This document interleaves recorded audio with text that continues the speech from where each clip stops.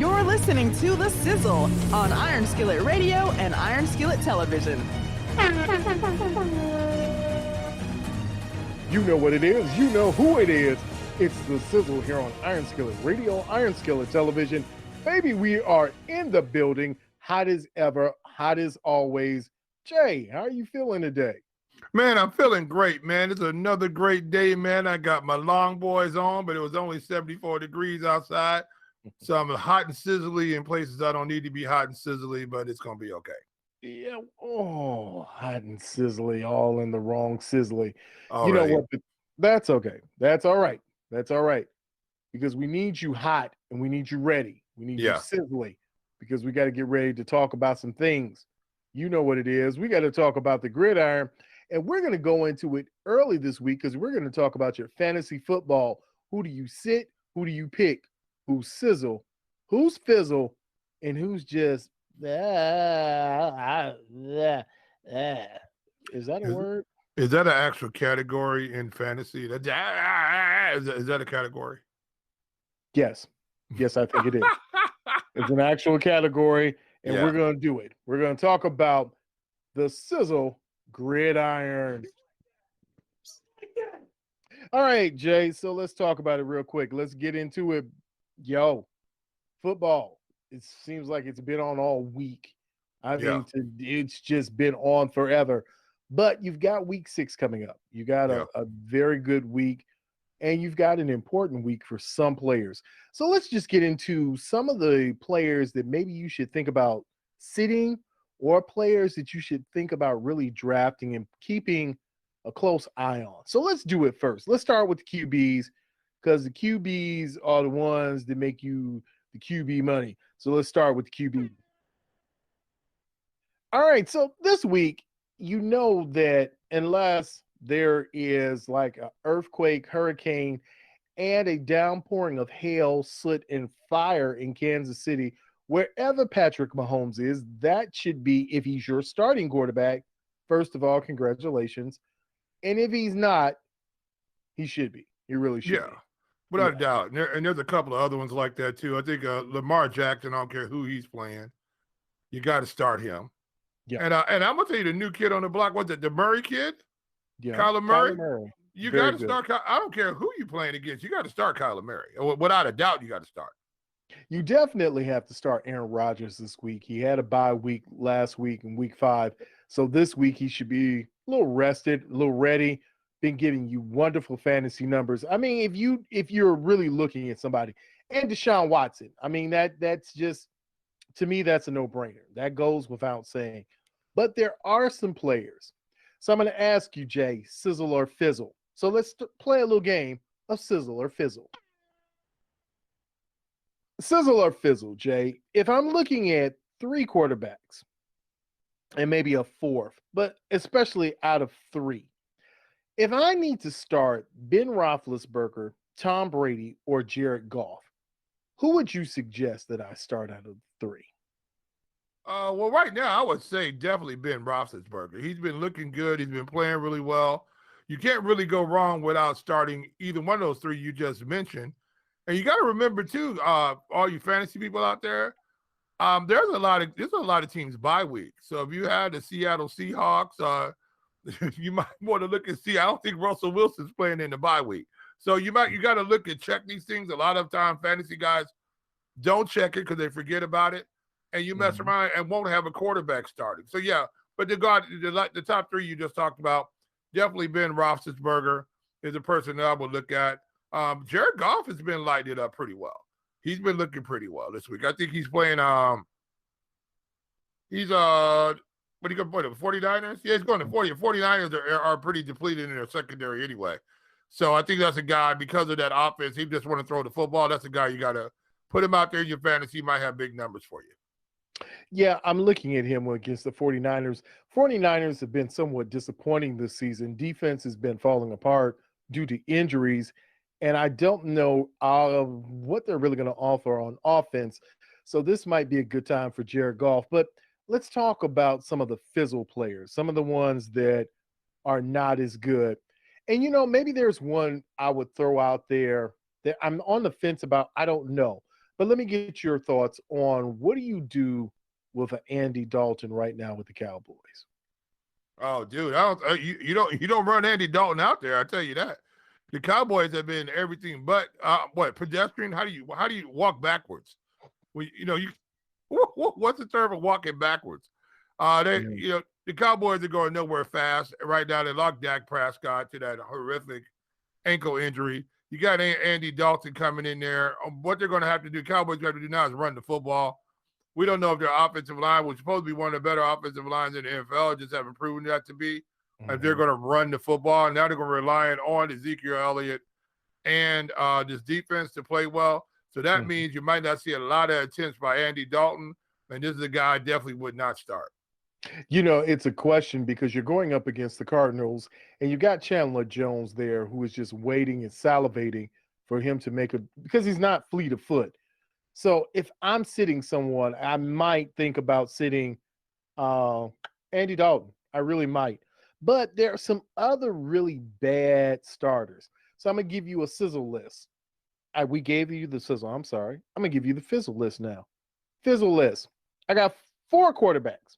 1, 2, 3, 4.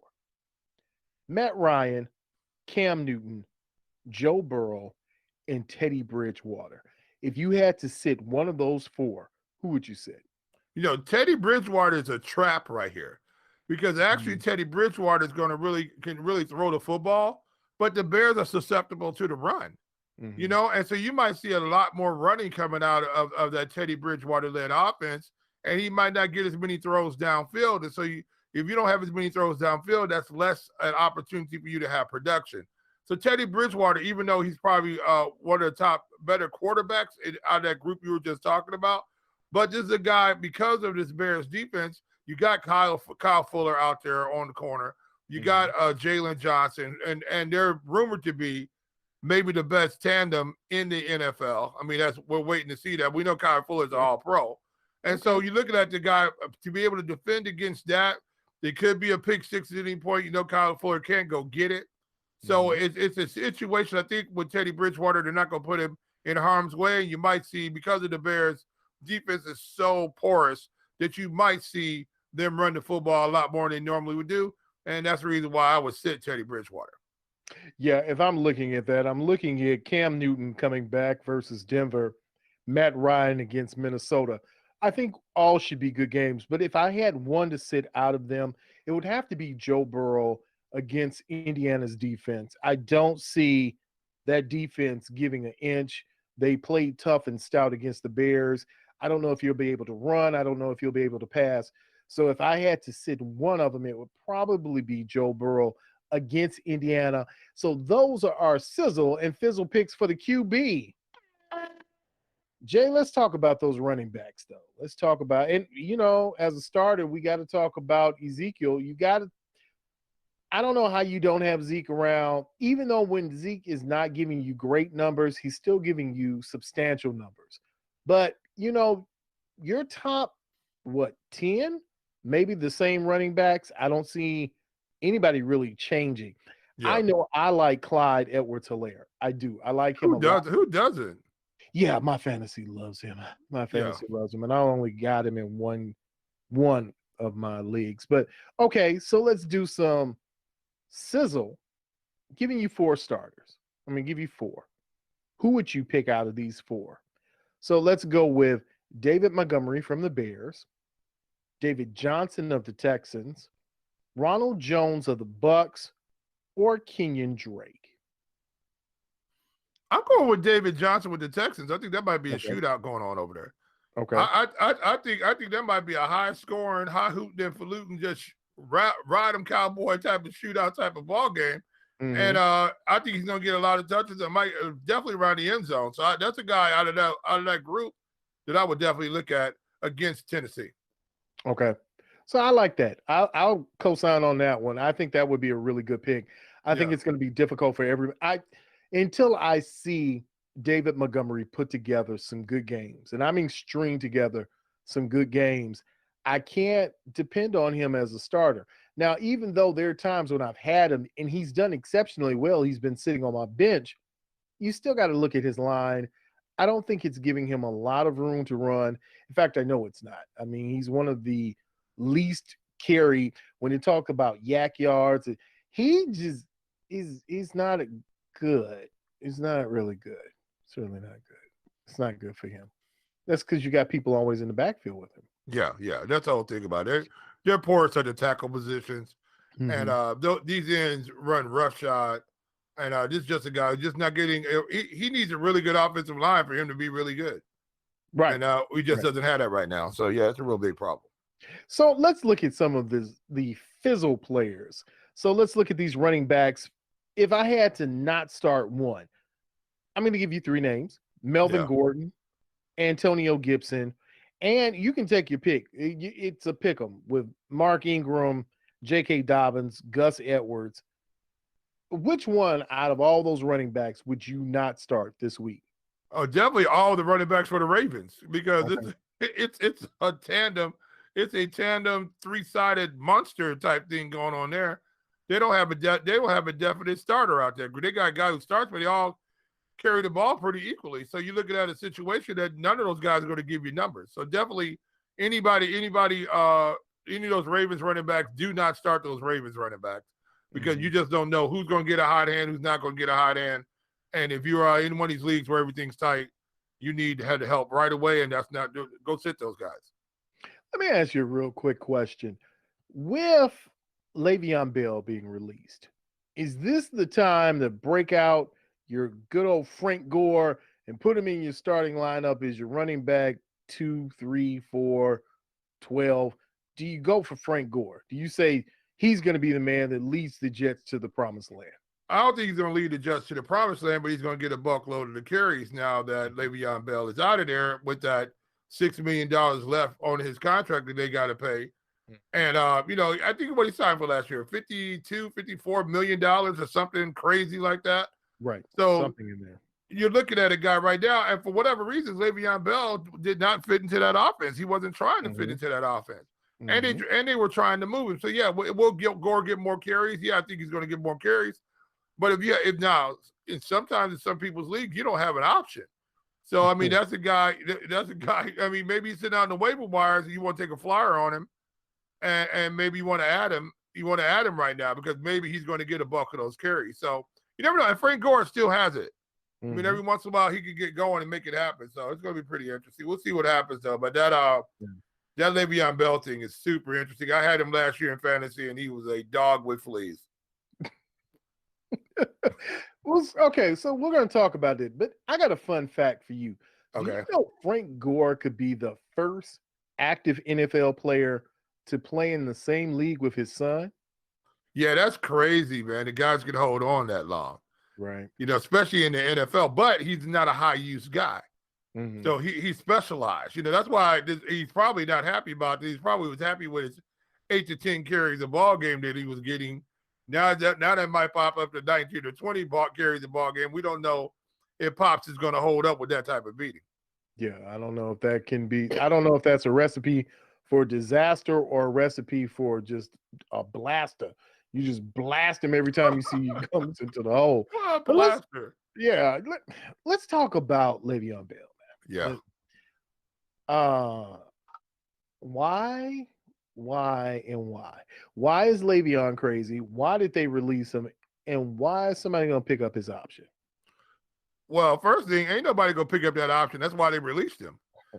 He had an $8 million injury clause or something like that for 2021, and nobody was able. So if he gets injured this season, we got to pay $8 million for Le'Veon Bell, who hasn't done anything in 2 years, basically. So, no, we're not. And Le'Veon's only 28 years old. That's the funny part. He seems like he's a lot older than that.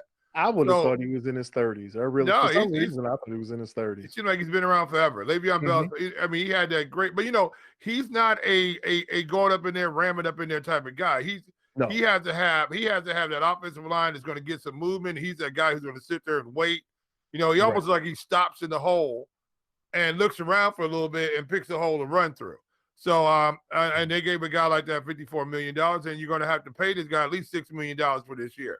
I'm very interested now in seeing who, if anybody, picks up Le'Veon Bell. You might look out, this guy has this big contract. and he can't find a home in the NFL because he's owed too much money. He's one of those zone runners, reminds you of all those old Denver runners when they just picked the zone and you did zone running schemes for them. Is there a possibility that you could see Le'Veon Bell ending back up in Pittsburgh? Oh, no, I don't think so. I think that ship sailed, sunk. No. I think Le'Veon Bell really has torn his behind. And I'm going to tell you what, to be released in the middle of a year, at the beginning of a year where, fresh running backs are a priority, and you figured out Le'Veon Bell, you're willing to eat $6 million to get rid of this guy? What kind of problem is he in the locker room? Right. I don't understand why these guys have these issues in these situations, and then all of a sudden, they're crying because nobody's going to pick him up. Le'Veon Bell might not have an opportunity to give, unless he comes in some kind of way and rehashes his contract. I don't think somebody's going to pay him that big money in this contract, so he's going to be out there being released, and I think he's just going to be in a situation. It might be $3 million a year next year.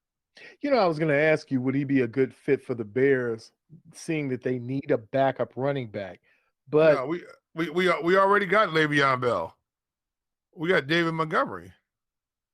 That's Le'Veon Bell who just at least he'll run forward. Le'Veon Bell will go backwards half the time. You asked. All right.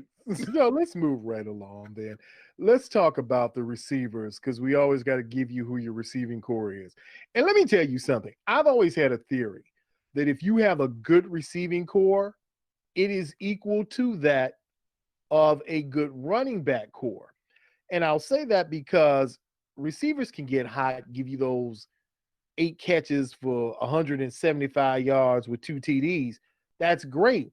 But you can have a running back give you just decent numbers and still not have TDs and not really get you the points you need. So I think if you got a good balanced run to receiver, I think you can make it if you have a good balance and they have a good quarterback and there's a great offensive line.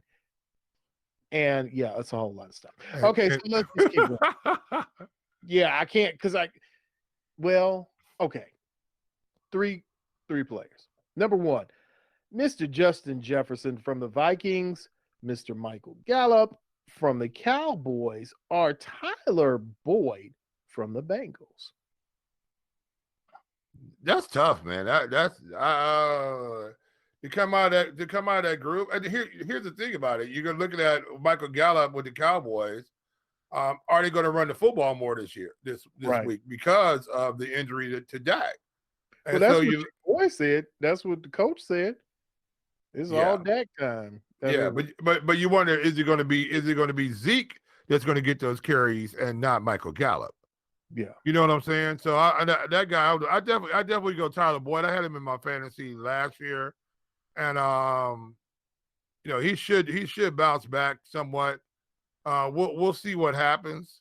We'll see what happens. I would go with Tyler Boyd more than I would go with Michael Gallup right now, just because I think Ezekiel Elliott's going to get a boatload of those carries, and that means that a lot of the ball is not going to be up in the air. So I definitely would go with Tyler Boyd out that group.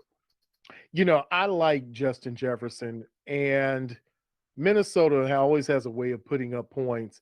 They don't seem to win a lot of games, but they pick up points. And as a fantasy receiver, I don't think he's going to have 2 back-to-back bad weeks. So he would be a good streamer at your wide receiver 3 or 4 position. I think you can get away with him if you need somebody on your bench that comes in off the waiver wire. You plug and play him and let him go. But, Jay, let's talk about some of the fizzle players who are going to be the bust this week coming up for week 6. So I'm going to give you, again, 3 players. You tell me out of the 3 which ones you don't like. Marquise Brown of the Ravens, Jarvis Landry of the Browns, or T.Y. Hilton of the Colts? Definitely not Marquise Brown, because that pass of the whole thing has been off. Mm-hmm. They just don't look like they could score. He ain't getting the football. Mm-hmm. And I just want to let me go back up and we talk about one thing.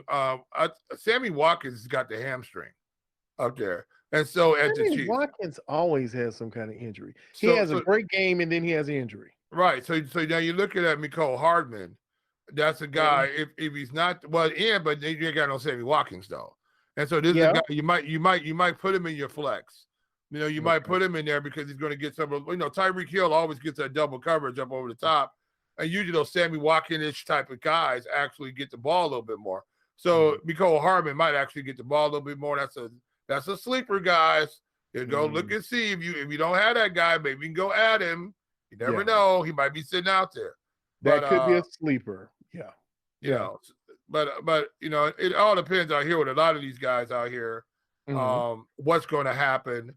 What's your stronger offensive lines? What type of defense they're going up against?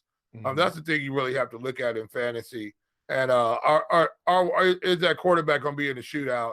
And is that guy a real strong number 2 wide receiver? If he is, your number 1s, you're already starting him already. But your number 2s, you need to find a guy. Maybe that number 1's going to get bracketed. Maybe they're going to take him away. And maybe your guy's going to get 6 or 7 balls coming to him, and maybe he catches 5, and maybe he breaks 3. Never know. And he gets you 80 yards and a touchdown. That's a good day in fantasy. I got a thing about any Chiefs players outside of the top 2, because you will look around. Yeah, Sammy Watkins in there, and this will be the time when Kelsey gets 400 yards receiving.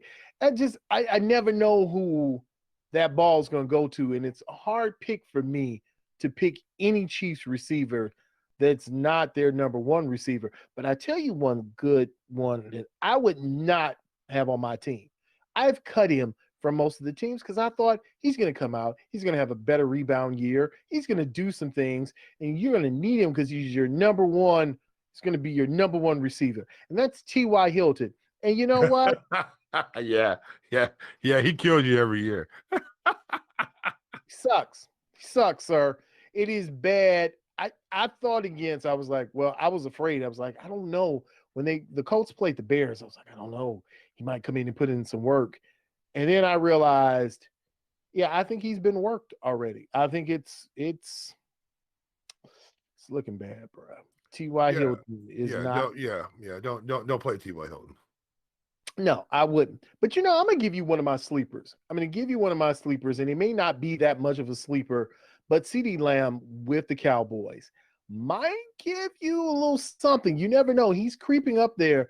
And if he takes over coming out of that slot and can give you that second receiver, ooh, baby, he might be available in your league. Think you might want to try and pick him up. I don't know.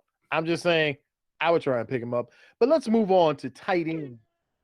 Okay, Jay, so tight ends. All right.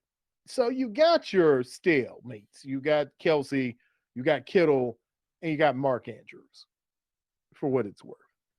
But you got to give me one strong starter out of your tight end group. Give me one player that you would put in and not flex him, but just if you had to start him, who would you start as your strong starter, the sizzle starter for your tight end?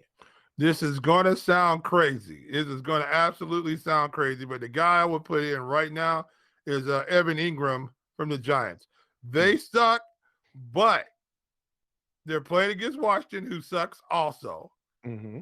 And Evan ran in a touchdown, and he almost caught another one. And if you get that type of production, if you get 2 tutties from your tight end, you had a great tight end day. And it's very possible that a team like this, who's been just bad, or Giants are just bad overall, they're not as bad as the Jets, but they're bad overall. He's very possible against Washington that he's going to get off a little bit. He'll get 7 or 8 targets, and maybe in tutty down there. And they're going to have some red zone activity down there because Washington is just terrible. So it might get opportunity on a fade route. That's a guy who I would look at right now because of who they're playing and because they went to him last week. That's a guy who I would look at. Okay, so that's a good look at. So let's talk about who's your fizzle tight end this week coming up in this week 6. Who is the tight end, if you were on your team, you would sit him if you had somebody else? Zach Ertz. I wouldn't start Zach Ertz. Mm-hmm. Zach Ertz been looking terrible. Is that French? Terrible. That is. Yes, it's French for Zach Ertz. Yeah, Zach Ertz has been looking terrible. And here's the funny thing about it. A lot of times people draft in fantasy on past performance. So Right. Zach Ertz in the last couple of years was a fantasy. You got to have that guy. But Right. now Zach Ertz is not a guy you want to have. Definitely, if you have him your starting tight end, move him. Get him up out of there. Find somewhere to get, because he hasn't been looking good. He's not going to look good against this week. Does he have any trade value right now in fantasy? No, everybody knows. Anybody who's watching fantasy. Now, if you have some guys out there that don't know what's going on and they just want a name, you know what I'm saying? Then maybe you could slap him out there. But he's going up against Baltimore. It's a tough defense. I don't think that's a guy who you want to play. Then the Eagles, even though the Eagles are probably going to win this division, probably, but Zach Ertz has not been looking good. Somebody I'm going to look at, and I'll say it's a sit and not, and actually they're both on the same team. I would say if you have Cameron Brate, or if you really stretched out and went and got Rob Gronkowski, I think they're a sit this week. I really do. Against Green Bay, I don't think they're going to be able to get off. You might get Rob with a couple of good passes, but you can look and see he's a step slower. He is actually 2 steps over with a walker. I wasn't going to say it, but yeah, and he's going to hover around. He's going to hover around out there. Hey, you know what? We haven't mentioned it. We're Bears fans out here in Indiana, guys. If you guys don't know where we're from, but what do you think about this Jimmy Graham matchup, man, against Carolina? He looked pretty decent. Do you think all of a sudden he's going to find a home here with the new QB, and maybe they'll start sticking the ball, because he was playing bully ball down there. Right. He looked like LeBron down there around the goal line, fending people off down there. You wonder if he's going to be able to do that some more. Well, definitely the chemistry he's had with Nick Foles, I think that's been his most reliable receiver. I mean, he's forced balls in, and you saw it the last game. He keeps forcing Allen Robinson, and rightfully so. Rightfully so. I like Jay Cutler. Really, 22 passes straight. Yeah. So when you've got a Jimmy Graham that you can put out there and put him out on the island and make him your second receiver, and you see that play coming on a streak play, or you see him coming in, I can't see why. I know a lot of people are down on Jimmy Graham, but Jimmy Graham is sneaky good, because he's that guy. He's going to have a terrible game for the first 3 quarters, and then all of a sudden in money time or in crunch time, he's going to come up with some catches. He's going to give you about 60, 70 yards and 1 touchdown, and that'll save your tight end day. Yeah. I think he's going to do better than, just as I said, the Tampa Bay tight ends.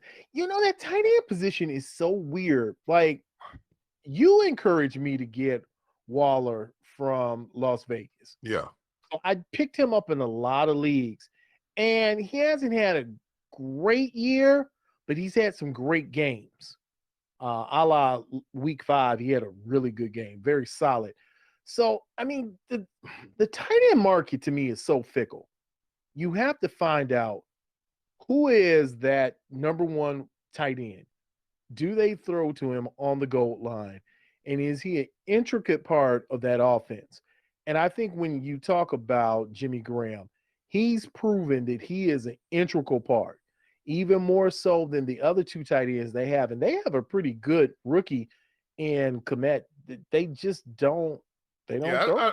I don't know why they're not throwing the ball to this guy. This guy's a physical specimen. I don't know why they're not throwing the ball to him. I'm just wondering why they're not using more 2 tight end sets to help relieve some pressure, help that offensive line out. They've got their left guard now, James Daniel, who has a pectoral injury, who's out for the season.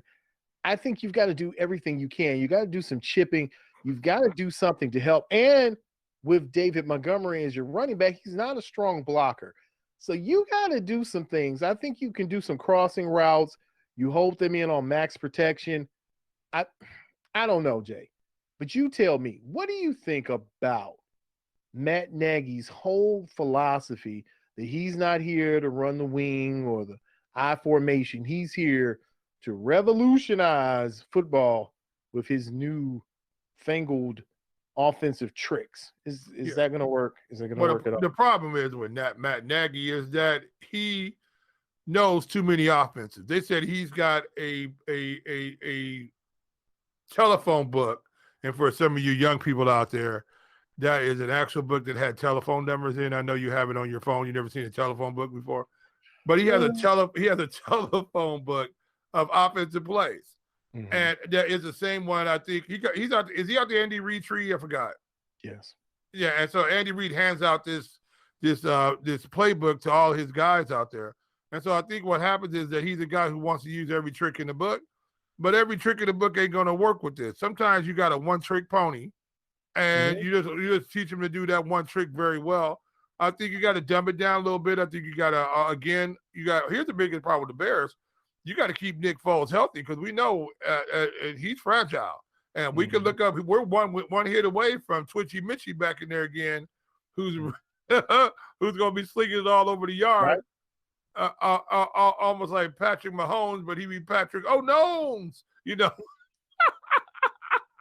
Patrick, no, please, Lord, don't do that again. He'll be the anti-Patrick Mahomes out there, just slinging, gun slinging it all over the place into every other color but his own team.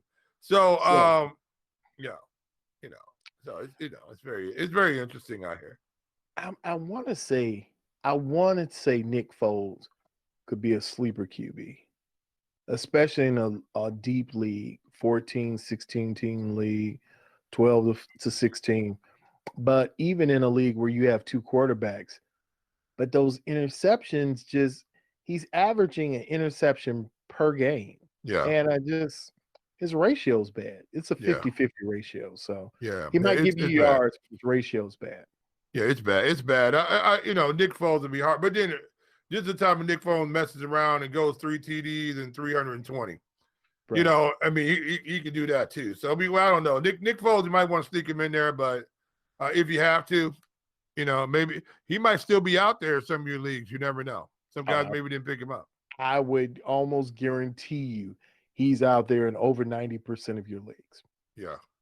So, if you've got a quarterback who's on bye this week and you probably need some strong numbers, Nick Foles might be a sneaky – because I know you can get Baker Mayfield. I'm not a big Baker Mayfield fan, but you can get Baker Mayfield. You probably can get – but see, I wouldn't do him this week. I was going to say you could probably – nope. I'm not going to do it against the Bears defense, so I'm not even going to say it.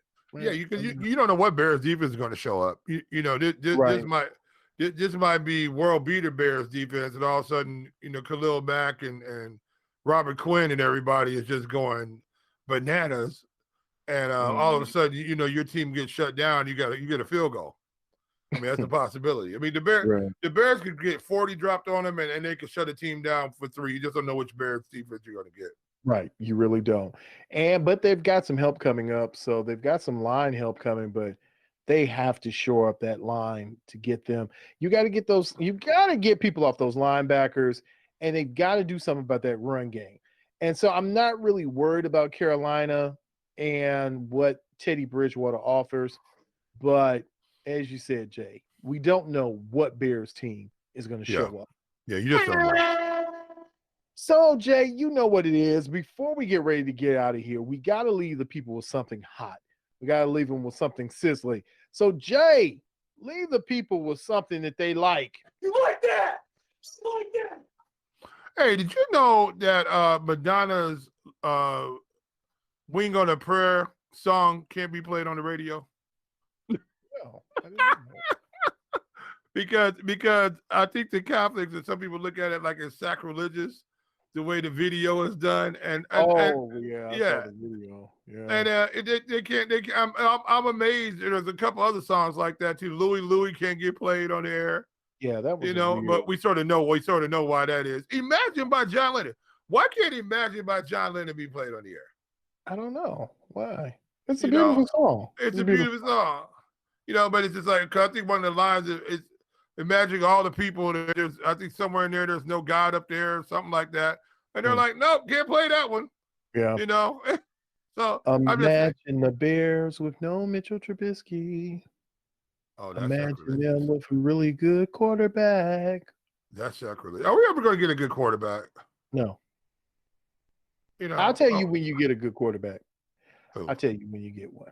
When you get a better diversity Wow, that was a big word to throw out there. Oh yeah, yeah. It's not as big as the sizzle word of the week, but when you get some diversity, you get something going on, and get the people at Hollis Hall out of the Calaboose because they're all in like a big funk prison. When you stop trying to figure out, oh wow, he's the prototype. Oh my goodness, he looks just like an all-American. When you drop those little coded little and just go and get the best talent out there. Just okay. He's well, you know what? Talent. The problem is the Bears can get no satisfaction. That's another song you can't see what I did there. Work that in it. Bears can't get no satisfaction, and you can't play that on the radio either. Okay. All right. Obviously, now we've come to the end of the show when we are just referring to Rolling Stone songs. But I've heard that on the radio. I can't get no satisfaction.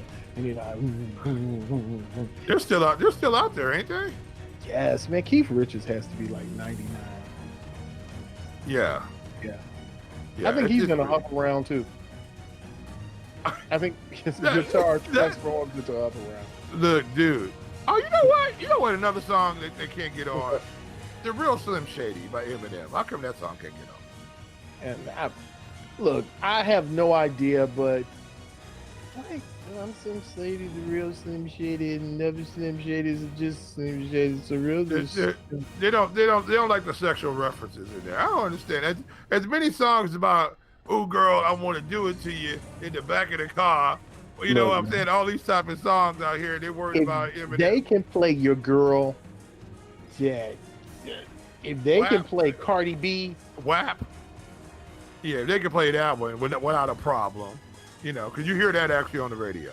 That was a terrible video. It's a terrible video, but that song makes even bros blush. It just, there's some stuff going on in that song that is just, you're like, lady, you need Jesus.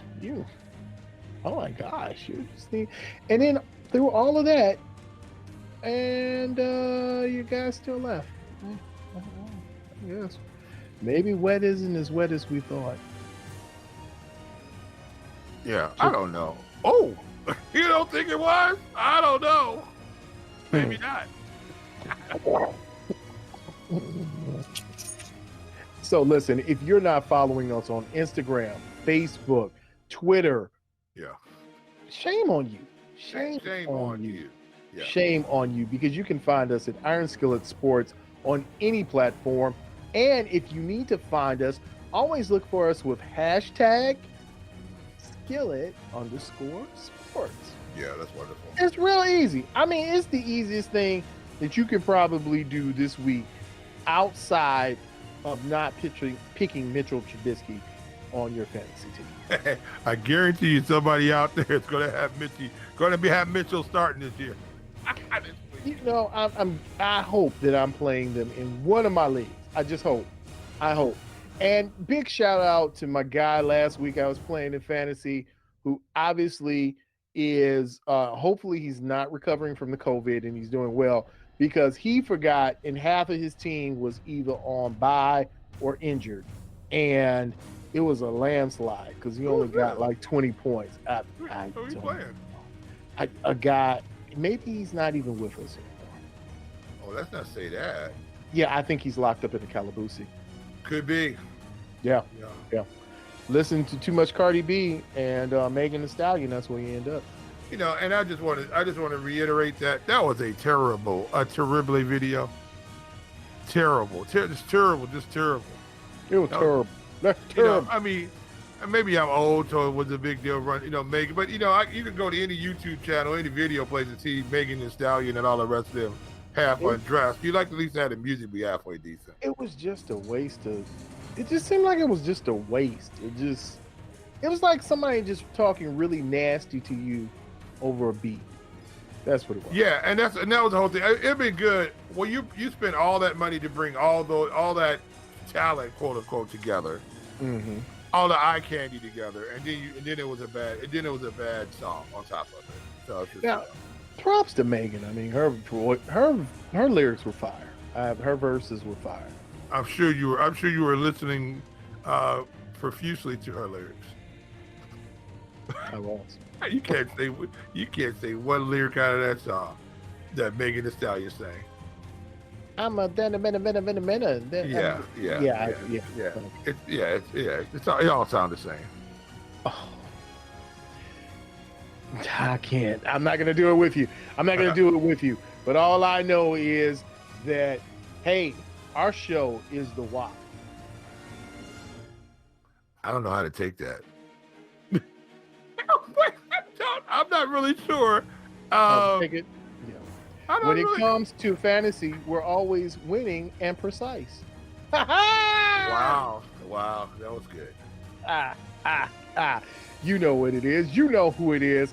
It's the Sizzle here. He's J Sizzle. I'm G Sizzle. And look, we're going to catch you on the other side. So remember, do you, be you, and always keep it sizzling. Did you know that you can listen to Iron Skillet Radio on Spotify, Apple Podcasts, Google Podcasts, and Anchor? It's easy. Look for Iron Skillet Sports or #skillet_sports for our latest episodes. We are Iron Skillet Sports.